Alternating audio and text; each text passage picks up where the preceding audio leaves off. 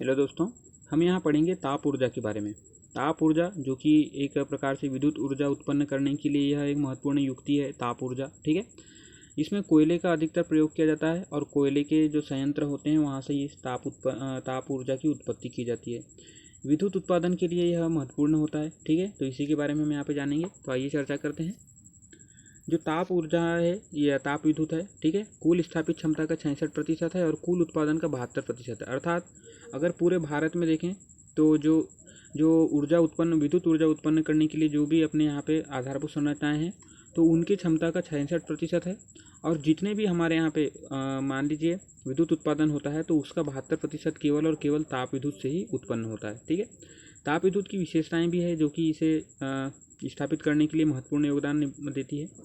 विद्युत ऊर्जा को दूर तक जो है ताप विद्युत की जो ऊर्जा है उन्हें दूर तक संप्रेषित किया जा सकता है। मान लीजिए जो कर्नाटक में अगर मान लीजिए यहाँ पे एक इसकी संयंत्र लगाया गया है ताप विद्युत ऊर्जा की, तो यहाँ से मान लीजिए कि इसे महाराष्ट्र में भी यहाँ पे पहुँचाया जा सकता है, ठीक है। निर्माण अवधि छोटी है। अगर जो नदी पे बांध बनाए जाते हैं और वहाँ से जो जल विद्युत उत्पन्न किया जाता है तो उनकी तुलना में बांध बनाने की तुलना में यह जो ताप विद्युत संयंत्र का निर्माण है काफ़ी कम अवधि लेता है। थोड़े से समय में ही निर्माण हो जाता है।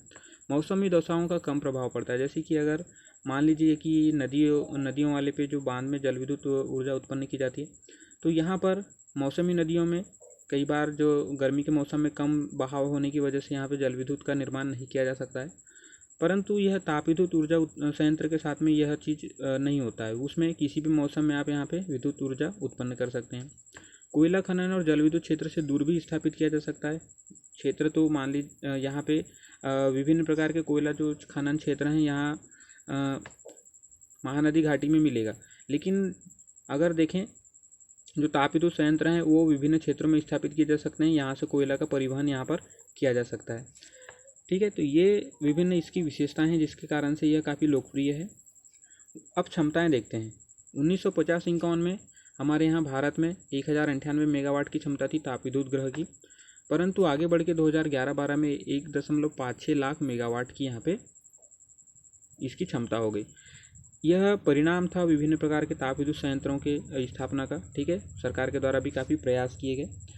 इसके लिए राष्ट्रीय ताप विद्युत निगम की स्थापना की गई, NTPC जिसे कहा जाता है। इसका जो कार्य था ऊर्जा का संवर्धन करना, ऊर्जा के लिए नियोजन करना, विकास करना, ठीक है। इसकी स्थापना 1975 में की गई थी। इसके अधीन विभिन्न जो संयंत्र भी हैं जैसे सिंगरौली उत्तर प्रदेश आप यहाँ देख सकते हैं। इसके अलावा कोरबा छत्तीसगढ़ में इसका संयंत्र चलता है। इसके अलावा रामागुडम आंध्र प्रदेश में, फरक्का पश्चिम बंगाल में, विंध्याचल मध्य प्रदेश में, रिहंद उत्तर प्रदेश में, इसके अलावा कहलगांव बिहार में, ठीक है। इसके अलावा तालचेर उड़ीसा में और दिल्ली में भी यहाँ पे इसका एक संयंत्र है, यमुनानगर हरियाणा में। तो ये विभिन्न देश के विभिन्न भागों में इसके संयंत्र हैं जो कि ताप विद्युत ऊर्जा या कोयला आधारित यहाँ पे उद्योग हैं, ठीक है।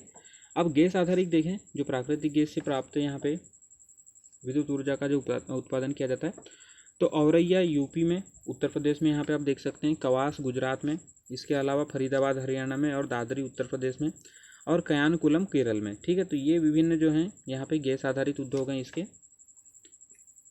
तो ये रही हमारी चर्चा ताप विद्युत को लेके। ताप ऊर्जा जो कि हमने इसकी विशेषताएं देखी, आगे हमने कहाँ कहाँ पे ये स्थित है इसके बारे में भी चर्चा की। तो ठीक है दोस्तों, अगर आपको जानकारी पसंद आई हो तो इसे शेयर कीजिए। धन्यवाद।